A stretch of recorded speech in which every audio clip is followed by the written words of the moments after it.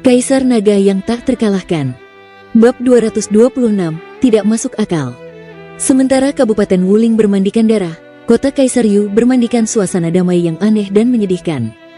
Setelah Yulun mengatakan bahwa sudah terlambat, ekspresi Bai Qiuq dan Bai Xiaosuang berubah muram.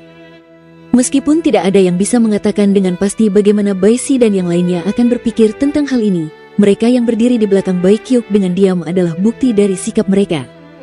Jika Luli meninggal hari ini, mereka tidak akan membiarkan keluarga Yu lepas dari tanggung jawab. Yu Huashen segera mengirim pesan untuk melihat apakah masih ada peluang untuk menyelamatkan Luli. Bai Qiuq dan yang lainnya tidak mengatakan apa-apa, mereka juga tidak memasuki benteng. Mereka berdiri di sana menunggu hasilnya. Tentu saja, Yu Huashen tidak bisa pergi. Dia berdiri dengan cemas, menunggu berita selanjutnya, menunggu situasi memburuk. Zilian menyesal. Dia seharusnya mengendalikan situasi dan meminta keluarga Yu untuk melupakannya. Sekarang, ada tanda-tanda bahwa keadaan akan menjadi tidak terkendali. Jika Luli meninggal, maka Bai Qiuq akan membalas dendam kepada keluarga Yu dengan amarah yang meluap. Setelah itu, Bai Si juga akan marah. Saat itu, tidak ada yang bisa mengendalikan situasi lagi. Setelah hening sejenak, Yulun mengucapkan kata-kata yang mencurigakan. Tuan Bai Si, Anda mengatakan bahwa keluarga Bai tidak mengirim siapapun untuk melindungi Luli. Namun, menurut informasi yang kami terima, ada seorang prajurit misterius yang kuat yang telah mengikuti Luli. Banyak pengintai dari keluarga kami yang tewas karenanya. Di Kabupaten Fengshan, prajurit misterius yang kuat itu bahkan menyamar sebagai si bungkuk Tian dan memancing para pengintai kami pergi. Banyak keluarga di sekitar sini yang mengetahui hal ini. Sejauh yang saya tahu, prajurit itu seharusnya berada di alam abadi. Tidak banyak prajurit alam abadi di Danau Pulau Seribu, bukan? Aku sudah bilang tidak, Bai Si berkata dengan dingin. Apakah menurutmu aku akan berbohong padamu? Keheningan kembali terjadi. Bai Qiuq dan yang lainnya kebingungan. Ada seorang prajurit dari alam abadi yang melindungi Luli. Semua prajurit kuat dari keluarga Bai ada di sini. Lalu siapakah pria misterius itu? Memang ada beberapa pendekar di alam abadi di Danau Seribu Pulau. Selain keluarga Bai, hanya ada 3 leluhur keluarga dari keluarga tingkat 4 di alam ini. Namun, keluarga-keluarga itu tidak ada hubungannya dengan Luli. Sebuah keluarga hanya bisa memenuhi syarat sebagai keluarga tingkat 5 dengan 3 prajurit di alam abadi, dan sebuah keluarga dengan 3 prajurit di alam bangsawan akan menjadi keluarga tingkat ke-6. Karena di antara 3 keluarga yang disebutkan sebelumnya hanya memiliki 1 prajurit alam abadi, mereka tetap hanya bisa dihitung sebagai keluarga tingkat ke-4. Logika yang sama berlaku untuk keluarga Bai dan keluarga Yu. Tanpa 3 prajurit di alam bangsawan, mereka hanya bisa dianggap sebagai keluarga tingkat ke-5. Ada beberapa keluarga tingkat 5 di Gurun Utara dan beberapa prajurit dari kerajaan bangsawan, namun tidak ada kekuatan yang memiliki 3 prajurit seperti itu. Karena alasan itu, 3 keluarga kerajaan yang paling kuat hanyalah keluarga tingkat 5. Bai Si yakin bahwa keluarga Bai tidak mengirim seorang pun untuk mengikuti Luli secara diam-diam. Tidak ada satupun kepala keluarga dari 3 keluarga tingkat ke-4 yang memiliki hubungan apapun dengannya. Lalu siapakah orang yang membantu Luli? Mungkinkah dia adalah prajurit misterius dari alam bangsawan di bawah tebing api penyucian? Bukankah itu suatu kebetulan bahwa dia telah bergerak? Apa yang istimewa dari Luli? Apa yang ada dalam dirinya yang dapat membuat seorang prajurit yang kuat mengikutinya? Mungkinkah itu Ming Yu? Namun, Ming Yu tidak pernah muncul di Pulau Blood Evil setelahnya. Masalahnya menjadi semakin membingungkan dan rumit. Bai Qiuq merasa semakin banyak rahasia dalam diri Luli. Suara mendesing. Setelah waktu untuk membakar dupa, seorang pemimpin pengintai berlari ke arah kompleks keluarga Yu. Sambil berlutut dengan satu kaki, dia berkata, "Kepala keluarga, kami memiliki beberapa informasi dari Kabupaten Wuling." Rasa dingin muncul di mata Bai Qiuq dan Bai Xiaosuang. Bai Si dan yang lainnya melepaskan niat membunuh mereka yang kuat. Setiap anggota keluarga Yu siap bertarung. Udara di kota menjadi semakin suram seolah-olah perang akan segera terjadi. "Katakan padaku," kata Yu Huashen sambil menggertakkan giginya. "Luli baik-baik saja?" Begitu pemimpin pramuka itu menyelesaikan kata-katanya, suasana di kota itu menjadi tenang. Orang-orang keluarga Yu merasa lega, tetapi apa yang dikatakan pemimpin pramuka berikutnya membuat para leluhur keluarga Yu menjadi marah. Dia melanjutkan, "Tetapi semua orang kita di sana tewas. Yu Yang, 4 prajurit alam roda takdir dan banyak dari alam kolam jiwa terbunuh. Luli dan si bungkuk Tian sedang membantai Kabupaten Wuling. Saat kita berbicara, apa? Plaza itu direbut dalam keributan besar saat banyak orang berdiskusi. Beberapa saat yang lalu, banyak orang berharap agar Luli selamat. Sekarang, mereka berdoa agar Luli tercabik-cabik. Zillian tampak tercengang. Tak lama kemudian, dia tersenyum pahit. Luli benar-benar pekerja keras. Dia tidak akan melepaskannya begitu saja tanpa membuat keributan besar. Bai Kyuk dan Bai Xiasuang saling memandang dan merasa sedikit tenang. Tidak mungkin pengintai keluarga Yu akan menyebarkan informasi palsu sehingga Luli benar-benar masih hidup. Membunuh 5 prajurit alam roda takdir, si kembar memikirkan prajurit misterius yang kuat. Sejauh yang mereka bayangkan, Luli dan si bungkuk Tian tidak mampu melakukan ini. Jadi, pastilah prajurit yang kuat itu. Bai Si dan yang lainnya mengerutkan kening tetapi tidak berkata apa-apa, sibuk memikirkan siapa orang itu. Danau Pulau Seribu adalah milik keluarga Bai. Semuanya harus berada di bawah kendali keluarga Bai. Sekarang setelah ada seorang pejuang kuat yang tidak dikenal, hal itu membuat Bai Si kesal. Teriakan Yu Huashen menarik perhatian semua orang. Dia berkata, siapa yang membunuh Yu Yang dan yang lainnya? Apakah pengintai di daerah itu mencatat keberadaannya? Pemimpin pengintai itu berkata dengan ragu-ragu, menurut informasi yang kudapat, Yu Bu dan Yu Qi terbunuh di suku Dilong. Pertama, roda takdir mereka dihancurkan lalu kepala mereka diremukan. Belum diketahui siapa yang membunuh mereka. Akan tetapi, ada yang mengatakan bahwa Luli yang membunuh mereka. Mereka mati dengan cara yang sama seperti Yu Yang. Kami yakin bahwa Yu Yang tewas di tangan Luli. Banyak orang di daerah itu melihat Luli menghancurkan roda takdir Yu Yang lalu membunuhnya. Diam. Yu Huashen meraung marah. Dia tidak bisa mempercayai teori yang tidak masuk akal ini. Banyak orang juga menyuarakan keraguan di kota itu. Zillian, Bai Kyuk, dan Bai Xiasuang semuanya terkejut. Kemudian mereka menggelengkan kepala karena tidak ada yang yakin. Luli membunuh Yu Yang berada di puncak alam roda takdir. Ini bukan lelucon. Jika ada prajurit dari alam laut roh yang bisa membunuh satu orang lagi di puncak alam roda takdir, tidak akan ada ketertiban di Gurun Utara. Kelas-kelas Wudao dan alam-alam harus didefinisikan ulang. Sangat sulit untuk membunuh seorang pria yang berada di alam yang lebih tinggi, apalagi 2 alam yang lebih tinggi. Itu hampir mustahil. Tidak ada seorang pun di sini yang bisa mempercayai ini, bahkan Bai Kyuk. Hanya ada satu orang yang mempercayai hasilnya, Liu Yi.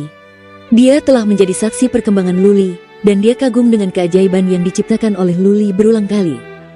Liu Yi bahkan percaya bahwa dia dapat membunuh prajurit dari alam abadi, apalagi beberapa di alam roda takdir. Kecepatan pertumbuhan Luli begitu cepat sehingga Liu Yi telah mengembangkan kekaguman dan kepercayaan yang tak terbantahkan kepada Luli. Oleh karena itu, dia berkata dengan suara rendah kepada Bai Kyuk, Nona Kyuk, kita harus pergi mencari pemilik pulau kita. Bai Kyuk mempertimbangkannya. Masalah ini sudah berakhir sampai di titik ini. Membuat masalah lebih lanjut bisa mempersulit penyelesaian masalah ini. Untuk apa mereka ke sini? Untuk membantu Luli, tentu saja. Setelah Bai Si sampai di sini, dia berpikir untuk membalas dendam pada keluarga Yu. Lagi pula, mencoba membunuh Luli secara tidak langsung merupakan tindakan balas dendam pada keluarga Bai yang merupakan hal yang memalukan. Kini setelah target mereka tercapai, dan keluarga Yu tidak berani mengambil tindakan lebih jauh, Bai Si dan yang lainnya telah mempermalukan Yu Huashen sehingga mereka bisa melupakannya saat situasi masih menguntungkan bagi mereka. Bai Kyuk menatap Bai Si yang mengangguk. Kemudian dia menatap Zillian dan berkata, Nona Lian, karena Luli membuat begitu banyak masalah, tidak mungkin kita akan meninggalkannya sendirian. Kita akan segera menghentikannya dan membawanya kembali untuk mendisiplinkannya. Kepala keluarga Yu, saya telah mengucapkan beberapa kata yang tidak pantas. Mohon maafkan saya. Selamat tinggal. Zillian membungkuk dan mengucapkan selamat tinggal sambil tersenyum. Dia merasa lega. Yu Huashen dan anggota keluarga Yu lainnya tidak mengatakan apapun dengan wajah dingin. Meskipun mereka merasa bisa menenangkan pikiran, mereka sangat marah. Keluarga Yu sangat dipermalukan kali ini. Mereka sekali lagi akan menjadi bahan tertawaan begitu berita itu menyebar ke Gurun Utara. Namun, apalagi yang dapat mereka lakukan? Yu Huashen tidak yakin bisa menang melawan Bai Si. Bagaimana kalau dia menang? Yu Lingsu yang salah dalam masalah makam Raja Naga. Kalau Yu Huashen terlibat dalam pertarungan, orang tua penjara surga akan mengirim pasukan ke kota Kaisar Yu. Desir, Bai Si, Bai Kyuk, dan yang lainnya terbang menuju Kabupaten Wuling dalam kilatan cahaya. Yang dilakukan Yu Huaxian hanyalah melepaskan energi suannya dengan ganas dan membombardir gerbang kompleks keluarga Yu di belakangnya. Bab 227, kamu harus menikahi prajurit penguasa manusia. Wilayah Wuling kini dibanjiri darah. Si Bungkuk Tian melaksanakan perintah Luli dengan tuntas. Setiap prajurit berbaju zirah coklat terbunuh olehnya. Luli juga dihinggapi niat membunuh siapapun yang berbaju zirah keluarga Bu. Untungnya, Luli tidak kehilangan akal sehatnya. Dia menahan diri untuk tidak membunuh warga sipil dan keluarga para prajurit itu. Membunuh para prajurit bukanlah hal yang tidak masuk akal, tetapi membunuh anak-anak, orang tua, dan warga sipil akan dipandang rendah. Keluarga Bu sudah bertindak terlalu jauh kali ini dengan membunuh setiap orang dari suku Dilong dan menggantung tubuh mereka di pagar. Yang paling membuat Luli kesal adalah mereka menggali kuburan kakeknya. Kakeknya telah meninggal lebih dari 10 tahun lalu, tetapi dia masih belum bisa menikmati kedamaian. Keluarga Yu berada di balik rencana ini. Karena alasan itu, Luli berencana untuk mempermalukan keluarga Yu dengan cara yang keras dan membalas dendam. Setelah Yecha dan yang lainnya keluar, dia berencana untuk membawa mereka ke kota Kaisar Yu dan membunuh kepala keluarga Yu. Keluarga Bu hanyalah keluarga tingkat ketiga dengan satu prajurit alam roda takdir yang telah melarikan diri. Prajurit yang tersisa tidak memiliki keinginan untuk bertarung. Semua orang yang bisa lari sudah pergi, dan mereka yang tidak bisa dibunuh oleh Luli dan si Bungkuk Tian. Ada banyak prajurit dari keluarga Bu. Saat Luli dan si Bungkuk Tian selesai membunuh semua prajurit berbaju besi coklat, hampir 2000 prajurit telah tewas. Si Bungkuk Tian melirik sekilas lalu menatap Luli yang berlumuran darah dan berkata, "Tuan, apakah kita perlu mengejar mereka yang telah melarikan diri?" "Tidak apa-apa, ayo pergi." Luli sudah kelelahan karena semua pembunuhan itu. Dia sudah cukup tenang untuk tahu bahwa jika mereka tidak segera pergi, mereka akan mati di sini. Si Bungkuk Tian mengangguk setuju. Sambil membawa Luli bersamanya, ia terbang ke kejauhan dengan roda takdirnya secepat yang ia bisa. Tak lama kemudian, mereka menghilang ke langit selatan, hanya meninggalkan daerah Wuling yang berlumuran darah dan banyak warga sipil yang ketakutan. Banyak warga sipil yang tetap tinggal sebelum perang itu dimulai. Mereka mengenal nama Luli. Keluarga Yu biasa bertanya-tanya tentang informasi Luli dan Luling. Banyak pria menghela napas dalam-dalam. Prajurit tamu keluarga Liu yang dulunya kecil telah tumbuh besar. Memang, semua orang dari suku Dilong telah pergi ke kehidupan lain, mereka sekarang dapat beristirahat dengan tenang. Si Bungkuk Tian berhati-hati. Setelah terbang ke arah danau Pulau Seribu untuk beberapa saat, dia menyelinap ke bawah tanah. Kemudian dia membantu Luli untuk menyamar dan dia sendiri mengecilkan tulangnya lagi. Mereka mulai kembali ke danau Pulau Seribu melalui beberapa jalan memutar. Hanya setengah hari setelah mereka pergi, datanglah sebuah kapal berlapis besi besar dari langit utara. Bai Qiuk dan Bai Xia Suang berdiri di geladak dengan Liu Yi dan dua orang tetua di belakang mereka. Bai Si dan yang lainnya tinggal di kabin. Mereka bisa mengejar dengan cepat bukan karena kapal berlapis besi itu cepat, tetapi karena Bai Qiuk khawatir dengan Luli. Setelah mereka meninggalkan kota Kaisar Yu, mereka menemukan kota daerah terdekat untuk diteleportasi dan kemudian berganti ke kapal berlapis besi. Para pengintai keluarga Yu tentu tidak akan berbohong. Namun, keluarga Yu telah mengatur beberapa prajurit kuat untuk tinggal di beberapa daerah tetangga. Bai Qiuk ingin memastikannya. Ketika mereka tiba di Kabupaten Wuling, yang dapat mereka lihat hanyalah warna merah. Plaza itu berlumuran darah, dan mayat-mayat bergelimpangan di mana-mana. Para prajurit keluarga Bu yang masih hidup takut untuk kembali. Warga sipil tidak berani memindahkan mayat-mayat yang berserakan di daerah itu. Luli benar-benar membantai daerah itu. Bai Xia Suang menjulurkan lidahnya. Alih-alih merasa jijik dan mual, dia malah bersemangat. Bisa membunuh membuat seseorang menjadi pria sejati. Jika seorang pria takut membunuh, maka dia tidak layak menyandang gelar itu. Bai Qiuk melihat roda takdir 3 lapis yang besar di daerah itu. Ada lubang yang terlihat di sana, dan di sebelahnya tergeletak keluarga Yu dengan kepala terbentur. Semua orang sesuai dengan deskripsi yang diberikan oleh pemimpin pengintai itu. Apakah dia benar-benar mati di tangan Luli? Tidak hanya Bai Qiuk, dua leluhur alam abadi juga memperhatikan hal ini yang membuat mereka merasa terkejut. "Kakek G, bisakah kamu meminta beberapa informasi?" Bai Qiuk menatap seorang patriark yang mengangguk dan terbang turun. Dia menargetkan beberapa prajurit dari beberapa keluarga kecil dengan kekuatan psikisnya dan berteriak kepada mereka dengan dingin, "Kalian, kemari dan jawab pertanyaanku." Beberapa prajurit alam laut roh dari keluarga kecil berjalan mendekat dengan ketakutan. Kepala keluarga Bai menunjuk ke tubuh Yu Yang dan bertanya, siapa yang melakukan ini? Beberapa prajurit mengira Bai Qiu dan yang lainnya adalah prajurit kuat dari keluarga Yu. Mereka begitu takut hingga berlutut. Salah satu dari mereka tergagap, itu Luli. Luli yang melakukannya? Bai Qiu dan yang lainnya tercengang. Patriark lain di belakangnya juga mengirimkan kekuatan psikisnya, begitu pula Bai Si. Sang patriark yang berada di tanah bertanya lagi dengan tidak percaya, apakah kamu yakin? Apakah kamu melihatnya? Ya. Prajurit itu mengangguk dan menjawab sambil menunjuk ke tubuh Yu Yang. Tuan Besar Bu dan Tuan ini mengatakan bahwa pemuda itu adalah Luli. Kami melihat Luli memecahkan roda takdir Tuan ini dan dia jatuh dari langit. Setelah itu, Luli merusak otaknya dengan tombak. Tombak kerajaan. Bai Qiu dan Bai Xia Suang saling berpandangan. Senjata pilihan Luli adalah tombak. Semuanya masuk akal. Namun, bagaimana Luli menghancurkan roda takdir yang berlapis 3? Dengan penambahan satu lapisan lagi, roda takdir akan menjadi lebih keras. Bahkan seorang prajurit biasa di puncak alam roda takdir akan merasa sulit untuk menghancurkan roda takdir prajurit yang setara, apalagi Luli. Kemana Luli pergi? Sudah berapa lama dia pergi? Patriark keluarga Bai yang berada di tanah bertanya lagi. Seorang prajurit dari keluarga kecil menunjuk ke selatan dan berkata, dia melarikan diri. Dia dibawa pergi oleh seorang prajurit di tahap awal alam roda takdir ke arah itu.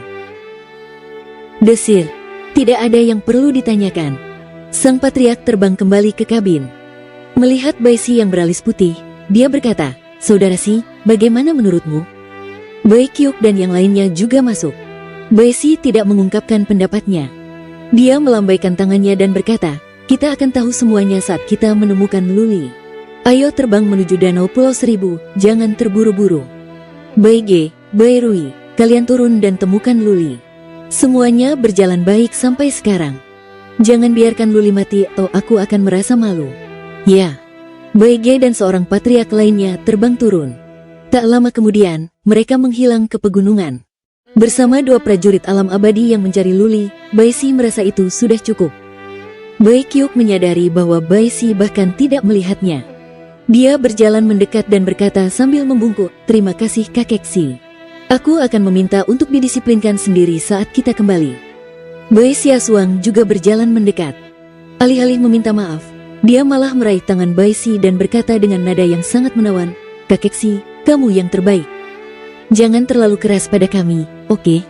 Bai Si tidak bisa diam saja saat Bai Xia Suang mengguncang hidupnya. Dia menatap Bai Qiu dan Bai Xia Suang dan berkata, kalian berdua, ini keterlaluan. Ayo kita kembali dan lihat bagaimana bibimu akan menghukummu. Hehe gelombang. Bai Xia Suang menjulurkan lidahnya dengan nakal dan berkata, aku punya kakek Si yang mendukungku. Aku tidak takut pada bibi. Melihat sikap Bai Xia Suang yang cerdas, ekspresi Bai Si yang tadinya tegang menjadi rileks. Ia menatap Bai Qiu, marah dan geli di saat yang sama, lalu berkata, aku sudah sangat tua dan telah menempuh perjalanan sejauh ini untukmu. Apakah mudah bagiku untuk tidur dan makan di alam liar? Sue Er, Luli adalah orang yang tidak tahu terima kasih dan menolak untuk bergabung dengan keluarga Bai. Namun, kau bersedia melakukan hal-hal seperti itu untuk membantunya. Apakah kau menyukainya? Kakek Si, jangan lakukan ini padaku. Wajah Bai Qiu memerah karena malu dan dia pergi setelah menghentakkan kakinya. Bai Si menatap Bai Xia Suang dan berkata kepadanya dengan serius, Xia Suang, bicaralah baik-baik dengan adikmu dan katakan padanya untuk tidak memikirkannya.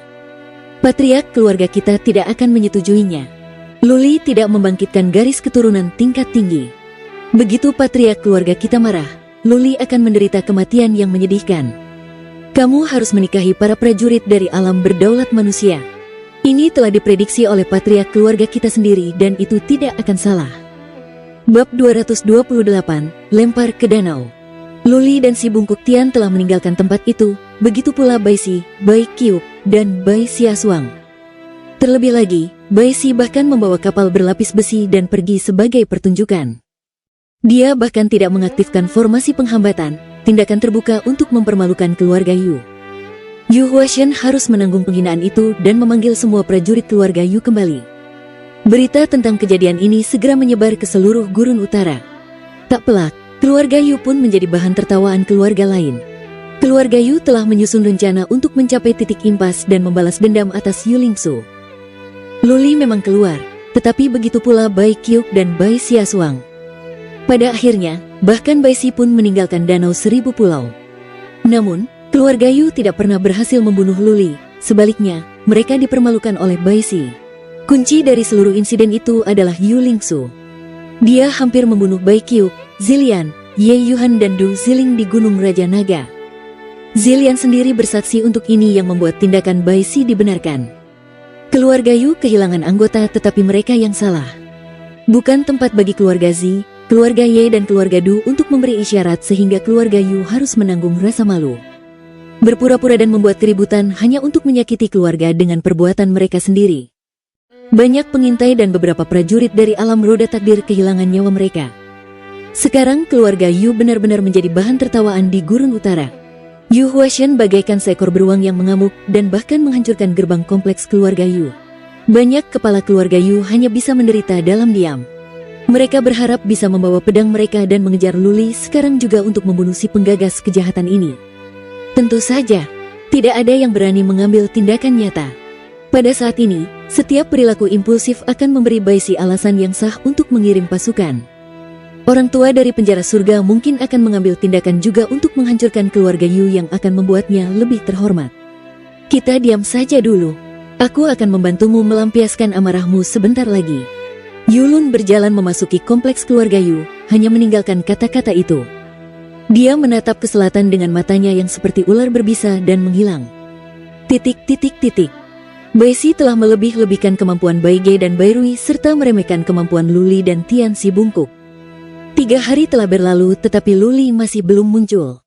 Bai Qiu, Bai Xiaosuang, dan Liu Yi mulai tidak sabar karena mereka mengira Luli dibunuh oleh keluarga Yu secara diam-diam. Bai Si tidak percaya lagi bahwa Yu Huashen masih memiliki keberanian seperti itu. Bai Si mengendalikan kapal berlapis besi untuk terbang menuju Danau Pulau Seribu, dan pada saat yang sama, mengirim pesan kembali untuk meminta pengintai keluarga Bai memperhatikan semua yang terjadi di Danau Pulau Seribu. 3 hari berlalu, namun masih belum ada kabar dari Bai Ge dan Bai Rui. Kapal berlapis besi itu kini telah memasuki Danau Pulau Seribu. Bai Qiu dan Bai Xiaosuang masih belum bisa tenang. Mereka meminta Bai Si untuk menerbangkan kapal berlapis besi itu ke Pulau Blood Evil untuk menunggu kabar selanjutnya. Bai Si kemudian pergi bersama yang lain, meninggalkan satu patriark dari alam abadi. Nyonya Yan mengirim seseorang untuk memarahi Bai Qiu dan Bai Xiaosuang dan menyuruh mereka kembali ke Pulau Penjara Surga segera setelah Luli kembali. Pada hari kedua si kembar tinggal di Pulau Blood Evil, Su Yaoyang mendapat kabar tersebut dan segera meninggalkan kultivasinya yang tertutup. Siapa cepat dia dapat? Bagaimana mungkin Su Yaoyang melepaskan kesempatan yang begitu indah? Namun, Bai Qiu dan Bai Xiaosuang sedang tidak dalam suasana hati yang baik. Mereka hanya melontarkan beberapa kata acak kepadanya. Bai Qiu segera pergi ke Gunung Gajah Naga tempat Luli tinggal. Bai Xiaosuang juga tidak ingin berbicara dengan Su Yaoyang dan dia ingin mengusirnya setelah bertukar basa-basi. Namun Su Yaoyang mendatanginya seperti plester dan bertindak seperti penguntit. Bai Xiaosuang pemarah. Dia sibuk memikirkan bagaimana dia bisa menghadapi Nyonya Yan saat dia kembali. Sekarang ada seorang pria yang mengganggunya seperti lalat. Jadi dia marah dan mengusirnya. Su Yaoyang tentu saja marah. Meski begitu, dia tidak berani membuat wanita ini marah lagi. Dia meninggalkan Pulau Blood Evil dengan perasaan malu. Begitu dia sampai di dermaga, sebuah kapal perang terbang lewat dan seorang pengintai keluarga Bai bergegas masuk. "Ada apa?" tanya Su Yaoyang dengan santai. Pengintai itu tahu bahwa dia adalah Tuan Muda No, satu dari Pulau God Down. Dia menjawab setelah berpikir sejenak, pemilik Pulau Lu sudah kembali. Dia akan tiba di Pulau Blood Evil dalam 2 jam. Luli. Mata Su Yaoyang berkaca-kaca. Bai Xiaosuang dan Bai Qiu menempuh perjalanan jauh ke kota Kaisar Yu hanya untuk Luli. Su Yaoyang telah mendengar tentang ini, tetapi dia tidak menyangka bahwa kedua wanita itu sekarang tinggal di Pulau Blood Evil. Su Yaoyang, tentu saja, berspekulasi bahwa Bai Xiaosuang dan Bai Qiu sangat menyayangi Luli. Kalau tidak, mengapa mereka harus mengucapkan selamat tinggal padanya sebelumnya dan mempertaruhkan nyawa mereka untuk pergi ke kota Kaisar Yu demi menyelamatkan Luli, apalagi tinggal di sini saat ini? Anak muda itu suka main-main. Su Yaoyang tidak dapat menerima kenyataan bahwa wanita yang disukainya direnggut darinya oleh seorang bajingan yang melarikan diri dari kerajaan langit bela diri. Setelah berpikir sejenak, dia memutuskan untuk tidak pergi tetapi menunggu Luli kembali di dermaga. Tidak lama kemudian, Liu Yi datang ke dermaga bersama sekelompok murid keluarga Liu untuk menyambut Luli. Mereka tidak mengatakan apapun setelah melihat Su Yaoyang. Bagaimanapun, Pulau Blood Evil berafiliasi dengan Pulau God Dawn. Bai Qiuq dan Bai Xiaosuang tidak keluar. Status mereka istimewa, dan datang untuk menyambut Luli akan menyebabkan mereka dikecam. Waktu terus berlalu. Liu Yi dan yang lainnya semakin bersemangat. Luli menempuh perjalanan jauh ke Kabupaten Wuling, dan dia berhasil selamat. Tidak hanya itu, dia juga membantai keluarga Bu dan menjadi terkenal di seluruh Gurun Utara. Memang, Bai Qiuq dan Bai Xiaosuang menawarkan bantuan besar dan seorang prajurit misterius yang kuat membantu secara diam-diam. Namun, keberhasilan itu tidak bisa diremehkan. Luli yang kembali hidup-hidup adalah sebuah keajaiban tersendiri. Desir. Akhirnya, roda takdir 7 warna terbang di langit dari kejauhan. 2 orang muncul di hadapan orang-orang. Liu Yi entah bagaimana ingin menangis, menatap wajah yang semakin dekat dan jelas itu. Patriark 7 dan Patriark 9 semuanya gembira. Ketika Luli mendekat, Patriark 7 memimpin untuk berlutut. Mereka semua berteriak, "Selamat datang kembali, pemilik pulau." Liu Yi menahan air matanya dan berkata dengan suara tercekat, "Selamat datang di rumah, pemilik pulau." Luli tidak banyak berubah dibandingkan saat dia pergi. Dia mengangguk dan berkata, "Bangunlah sekarang dan kita akan bicara saat kita kembali." "Pemilik pulau Lu, Anda hebat." Suara dingin terdengar. Su Yaoyang membuka mulutnya karena cemburu. Pemilik pulau Lu menghancurkan begitu banyak rintangan setelah menempuh perjalanan yang begitu jauh. Kau membuat Kabupaten Wuling berlumuran darah dan menguasai Gurun Utara dengan cepat. Kau orang yang sangat hebat, tetapi sekarang kau masih mau tinggal di sini, di Danau Pulau Seribu yang kecil? Pulau darah jahatmu yang berafiliasi dengan pulau kami adalah hal yang memalukan. Bagaimana kalau saat aku kembali, aku melapor kepada ayahku dan membiarkan Pulau Dewa Bawah berafiliasi dengan Pulau Darah Jahat?" Luli mengenakan jubah berwarna biru kehijauan. Ia tidak cukup tidur dan makan pada hari-hari itu sehingga ia tampak lebih kurus dan kecoklatan. Namun, ekspresinya menjadi lebih tenang. Matanya berbinar, yang memberinya temperamen yang anehnya mengesankan. Dia tidak marah. Sebaliknya, dia menangkupkan tinjunya di depan dada untuk memberi hormat kepada Su Yaoyang dan berkata, "Tuan Muda Su, bagaimana Anda bisa seperti ini? Pulau Blood Evil akan selalu mendengarkan perintah dari Pulau God Dawn. Kami juga tidak pernah melakukan kesalahan apapun. Jika Anda merasa saya telah melakukan kesalahan, mohon jelaskan dan saya akan memperbaikinya." "Di mana kesalahan kami?" Su Yaoyang tersenyum sinis. Entah mengapa dia merasa jijik dengan Luli. Semakin sopan Luli, semakin tidak nyaman perasaannya. Setelah mempertimbangkan beberapa hal, Su Yaoyang berkata dengan sorot mata jahat, "Apa yang kau lakukan sekarang salah. Aku adalah tuan muda keluarga Su dan calon kepala keluarga. Aku adalah calon tuanmu. Dan beginikah caramu menyapa tuan? Berlututlah sebelum kau berbicara padaku." Su Yaoyang tetap tinggal hanya untuk mempermalukan dan mempermalukan Luli. Dia ingin menunjukkan kepada Bai Xiaosuang dan Bai Qiuq bahwa dia adalah tuan muda terbaik di Danau Seribu Pulau dan bahwa Luli bukan apa-apa. Oleh karena itu, saat ini, dia ingin Luli berlutut. Jika Bai Qiuq dan Bai Xiaosuang menyukai pria yang muda berlutut, mereka akan menghina diri mereka sendiri. Swish, swish, swish, gelombang ekspresi Liu Yi dan Patriark 7 berubah. Secara teori, Luli harus berlutut kepada Su Yaoyang sesuai dengan identitas dan status mereka. Namun, biasanya, ini tidak terjadi. Jika tidak, keluarga Su akan kehilangan dukungan dari orang lain. Su Chen akan mengutuk Su Yaoyang jika dia tahu ini. Meskipun demikian, Su Yaoyang sedang mendidih karena amarah sehingga dia tidak dapat memikirkan hal ini. Banyak orang memandang Luli, ingin tahu bagaimana reaksinya. Luli terkejut. Kemudian setelah melirik Su Yaoyang, dia berjalan ke benteng Blood Evil. Satu-satunya kata yang tertinggal adalah, "Kenapa Su Yan punya anak yang bodoh, keras kepala seperti babi?" "Su Yaoyang, aku akan melepaskannya demi ayahmu. Jika kau ingin menunjukkan kekuatanmu, kembalilah ke Pulau Dewamu. Jangan mempermalukan dirimu sendiri di sini." Si Bungkuk Tian, jika Su Yaoyang terus mengganggu kita tanpa henti, lempar saja dia ke danau. Bab 229, siapa itu? Luli tidak pernah bersikap hangat kepada Su Yaoyang. Tuan muda seperti ini sombong, selalu meremehkan orang-orang seperti dia. Luli tidak apa-apa dipandang rendah selama orang lain tidak mencoba memprovokasinya. Pelanggaran kecil apapun tidak apa-apa, tetapi Su Yaoyang ingin Luli bertekuk lutut. Ini keterlaluan. Seorang lelaki tidak mungkin berlutut di hadapan sembarang orang, selain memberi penghormatan kepada langit, bumi dan kedua orang tuanya. Itulah yang diajarkan Luling kepadanya. Ia tidak pernah berlutut di hadapan siapapun. Bahkan jika Su Chen yang memaksanya untuk berlutut, Luli akan bersikap bermusuhan, belum lagi perintah itu datang dari Su Yaoyang. Pulau Blood Evil berafiliasi dengan Pulau God Dawn. Secara teori, keluarga Yu adalah Tuan Luli, tetapi tidak secara tegas. Bahkan jika mereka adalah tuan dan pelayan sejati, seorang pelayan yang terpojok akan melakukan hal-hal yang nekat. Hal lain yang penting adalah bahwa Luli sekarang tidak takut lagi pada Pulau Dewata. Ada seorang pendekar di puncak alam roda takdir keluarga Yu yang ditemuinya di Kabupaten Wuling. Tetapi roda takdir pendekar ini berhasil dipecahkan oleh si putih kecil dengan mudah dan tewas di tangan Luli. Pendekar terkuat di Pulau God Dawn adalah Su Chen yang berada di puncak alam roda takdir. Jika keluarga Su mengesampingkan perasaan keluarga Bai dan Bai Kyuk dan ingin bertarung, Luli masih bisa menang. Namun, perkataannya membuat murid-murid keluarga Liu ketakutan.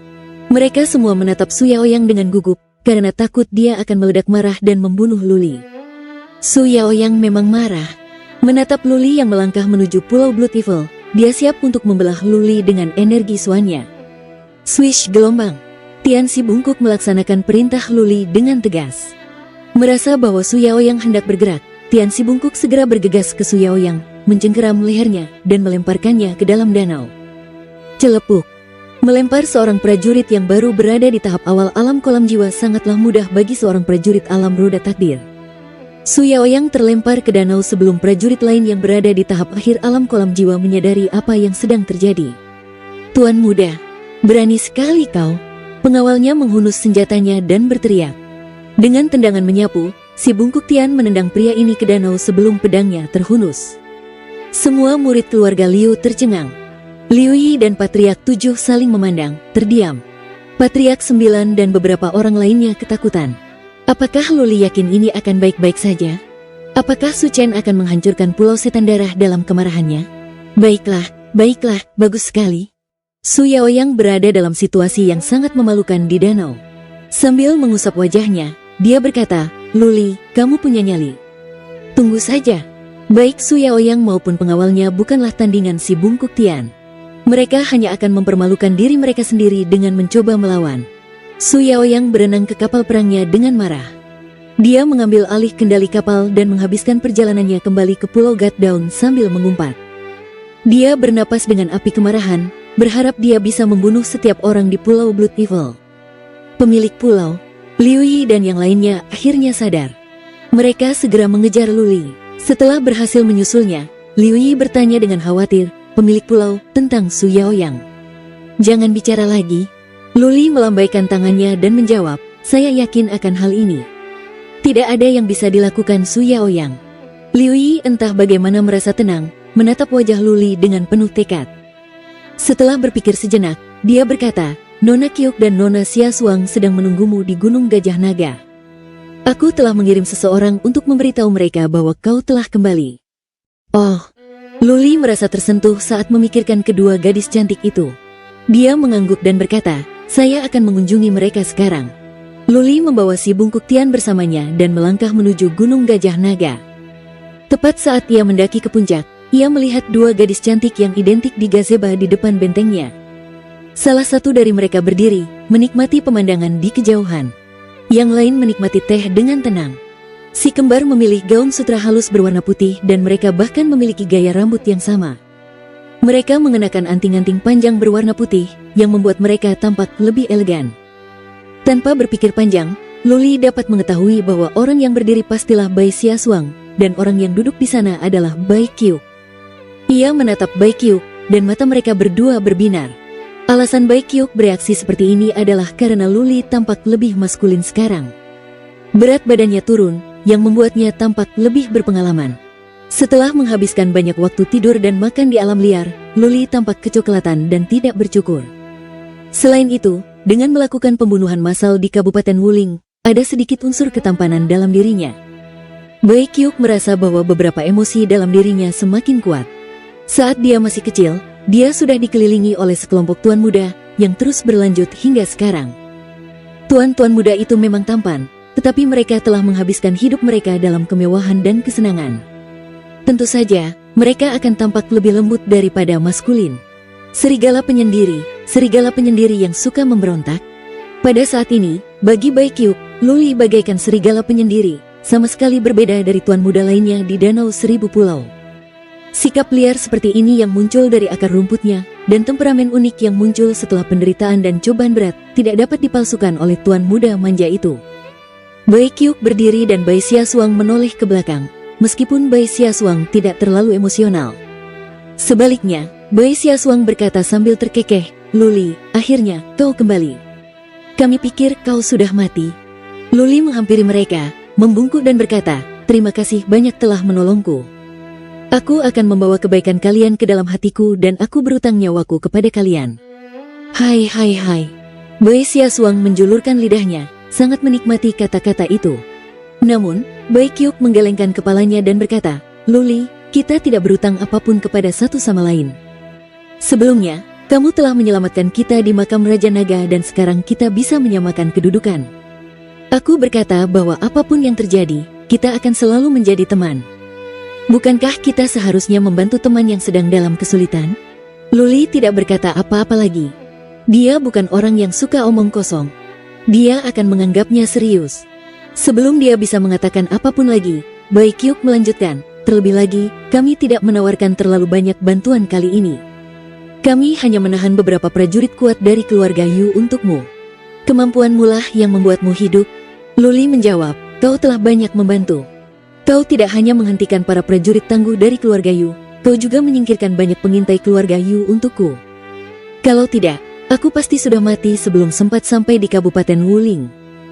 Aku rasa kau telah melakukan kesalahan." Baekhyuk berkata dengan wajah serius, "Pria yang membantumu membunuh semua pengintai itu bukanlah seorang pejuang tangguh dari keluarga Bai.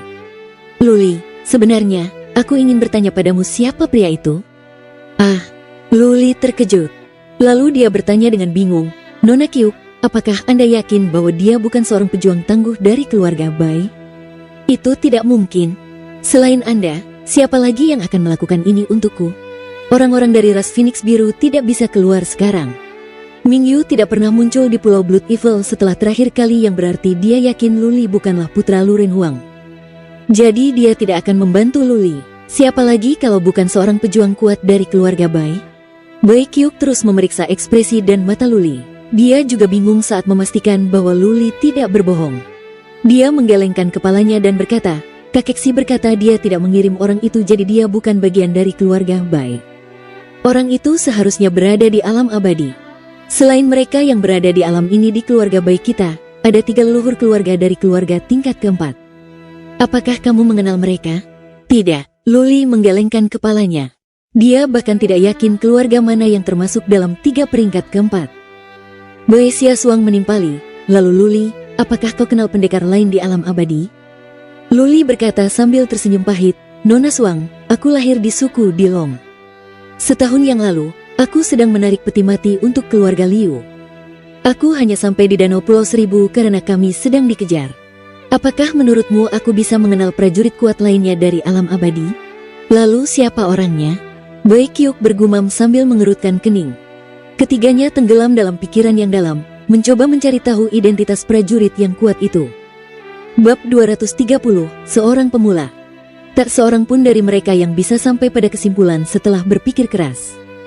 Luli tidak pernah melihat pria ini, jadi dia tidak tahu siapa dia. Bai Xiaosuang tiba-tiba menatap Luli setelah beberapa saat dan berkata, "Luli, jangan pikirkan lagi prajurit yang kuat itu karena kakek Si akan menyelidikinya. Aku ingin bertanya sesuatu padamu. Apakah kau membunuh prajurit alam roda takdir dari keluarga Yu itu?" Mata Baekhyuk kembali berbinar. Ia menatap Luli dengan penuh semangat. Mereka berdua penasaran tentang bagaimana Luli, seorang pejuang di alam laut roh, dapat membunuh orang lain di puncak alam roda takdir. Luli menggelengkan kepalanya sambil tersenyum pahit dan berkata, "Nona Suang, apakah menurutmu ini mungkin? Pernahkah kau mendengar seorang pendekar alam laut roh dapat membunuh pendekar alam roda takdir?" Apalagi di puncak alam roda takdir. Bai Xiaosuang berkedip karena dia tidak yakin. Dia menjawab, tapi orang-orang di Kabupaten Wuling mengatakan mereka melihatmu membunuhnya. Benar sekali. Luli mengangguk dan berkata, aku memang membunuhnya, tetapi aku hanya membunuh seorang pria yang setengah mati. Roda takdir prajurit itu hancur, dan dia terluka parah. Itulah sebabnya aku bisa mengakhiri hidupnya. Aku tidak memiliki kemampuan untuk menghancurkan roda takdirnya, apalagi yang berlapis 3. Prajurit kuat itulah yang melakukan serangan diam-diam. Oh, Bai Xiaosuang mengerti dan begitu pula Bai Qiu. Mereka bisa melihatnya sekarang setelah Luli menjelaskannya. Wajar saja jika seorang pejuang kuat dari alam abadi dapat menghancurkan roda takdir dan Luli memanfaatkan kesempatan itu. Si kembar tidak begitu percaya pada kemampuan Luli. Meski begitu, Bai Qiu masih tampak sedikit kecewa. Dia pikir Luli akan memberinya kejutan. Luli merasa lega. Dia ingin menggunakan si bungkuk Tian untuk menahan peluru itu. Sekarang Bai Qiu tidak mengenal prajurit misterius itu. Dia tentu saja menjadikannya orang yang bertanggung jawab. Dengan cara ini, keluarga Bai tidak akan curiga. Rahasia Little White tidak boleh diungkapkan. Kalau tidak, bahkan keluarga Bai akan ikut serta memperebutkannya. Binatang ajaib yang dapat dengan mudah menembus roda takdir pasti diinginkan oleh siapapun. Tentu saja, ada seseorang di Kabupaten Wuling yang melihat Little White. Kucing itu akan terbongkar cepat atau lambat, dan keluarga Yu mungkin akan mengetahuinya. Namun Luli tidak khawatir. Dalam waktu setengah tahun, Ye Cha dan yang lainnya dapat meninggalkan dunia kecil itu. Luli tidak akan takut pada keluarga Yu dengan beberapa prajurit alam bangsawan bersamanya. Selain itu, begitu Ye Cha keluar, dia akan meninggalkan Danau Pulau Seribu dan Gurun Utara menuju Dataran Tengah. Dia telah menjalani pelatihan tertutup di Danau Pulau Seribu karena dia tidak cukup kuat, dan akibatnya, dia tidak bisa sampai ke Dataran Tengah. Jika Ye Cha bisa membawanya keluar Dataran Tengah, dia tidak akan menunggu lebih lama lagi. Dia ingin pergi ke Dataran Tengah untuk mencari keluarga Lu. Bai Qiu berpikir sejenak, melihat sekeliling dan berkata, Luli, tempat ini bagus. Bisakah kita tinggal di sini selama beberapa hari? Luli terkejut. Bai Qiu ingin tinggal sementara di Pulau Blood Evil. Apakah cocok dengan identitas mereka? Disinilah dia tinggal. Jika dunia luar tahu bahwa seorang pria lajang dan wanita lajang tinggal bersama seperti ini, bukankah itu akan menjadi noda pada kehormatan si kembar? Mengapa si kembar tidak kembali sekarang setelah dia kembali?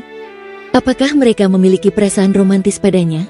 Luli melirik Bai Qiu saat pikiran-pikiran ini muncul di benaknya. Yang dilihatnya hanyalah wajah memerah yang membuat Luli terpesona. Dia mengangguk dan berkata, Nona-nona, jika kalian ingin tinggal di sini, maka itu akan menjadi kehormatan bagi seluruh Pulau Blood Evil. Aku sendiri akan sangat senang. Silakan tinggal di sini dan kalian dapat menghabiskan hidup kalian di sini. Sebuah kehidupan? Pipi Bai Qiu semakin memerah. Bai Xiaosuang menatap Luli dan berkata, Luli, kau berharap. Kami hanya takut kalau bibi kami memarahi kami saat kami kembali. Kami ingin tinggal di sini selama beberapa hari dan kembali saat bibi kami sudah tidak marah lagi. Menghabiskan hidup kami di sini? Kau berharap? Wah. Luli terlonjak kaget, tetapi dia bahkan lebih malu. Nyonya Yan marah karena si kembar telah mempertaruhkan nyawa mereka untuk kerajaan bela diri langit atau dirinya. Luli merasakan luapan emosi yang kuat setelah mengingat bagaimana keduanya mempertaruhkan nyawa mereka untuknya. Luli segera meminta si bungkuk Tian untuk mencari Patriark 7 yang mengirimkan beberapa pembantu, banyak kebutuhan sehari-hari, dan makanan lezat. Luli sendiri tidak akan tinggal di Gunung Gajah Naga lagi. Jika tidak, itu akan mempermalukan si kembar. Dia juga tidak kembali ke Pulau Naga Bumi. Dia tinggal di Benteng Darah Jahat, dan setiap hari, dia menghabiskannya dengan menemani si kembar makan, mengobrol, dan berkeliling di Pulau Darah Jahat. Saya sangat bosan. 2 hari berlalu dan Bai Xiaosuang sudah merasa bosan. Pulau Blood Evil hanya sebesar ini, jadi seberapa menyenangkannya pulau itu? Kedua saudari kembar itu telah mengunjungi setiap tempat menarik di Danau Thousand Island. Tentu saja, mereka tidak begitu tertarik dengan pulau kecil ini. Lebih baik bagi Bai Qiu karena dia orang yang lebih pendiam. Dia menjalani kehidupan santai dengan membaca buku di waktu luangnya. Namun tidak demikian dengan Bai Xiaosuang yang gelisah.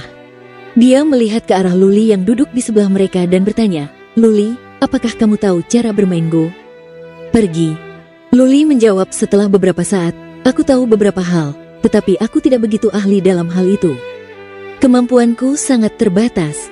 Ayo bermain dengan kami. Bai Xiaosuang tiba-tiba menemukan sumber kesenangan. Dia mengeluarkan papan catur dan bidak catur, lalu melambaikan tangan pada Luli. Luli, ayo main. Luli menyentuh hidungnya. Dia tidak begitu suka pergi, tetapi Luling suka. Dia sering meminta Luli untuk bermain dengannya saat mereka tidak ada kegiatan. Luling mengalami kesulitan berjalan sehingga ia jarang keluar dari suku. Luli akan bermain dengannya untuk menyenangkan hatinya. Ia merasa kemampuannya tidak cukup baik karena ia selalu dikalahkan oleh Luling.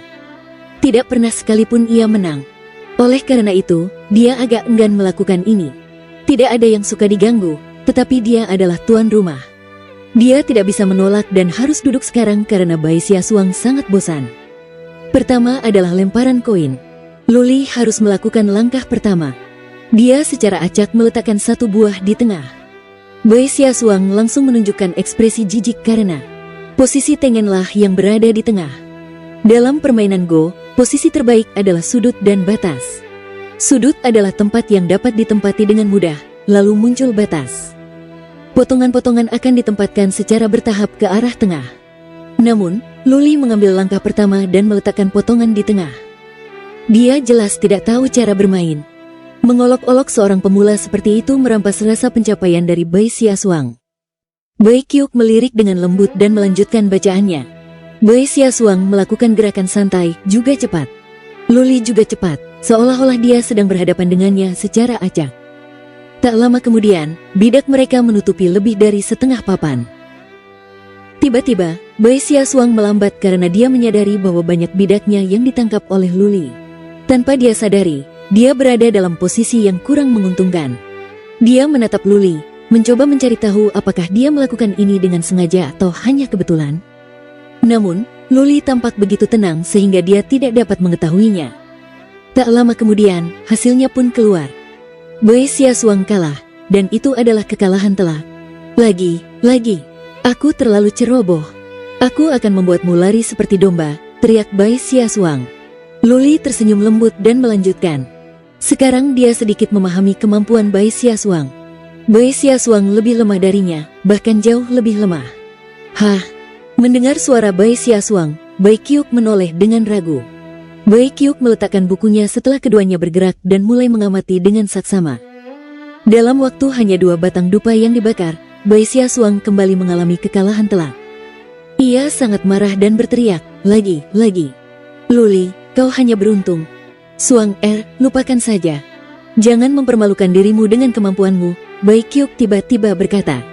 Dia menatap Luli dan berkata dengan wajah serius, Luli, kamu sangat ahli. Biar aku yang mencobanya. Baiklah, adikku, kau harus membalasnya untukku. Bai Qiuk tahu bahwa kemampuannya sendiri tidak sebanding dengan Bai Qiuk, tetapi Bai Qiuk adalah gadis berbakat yang terkenal.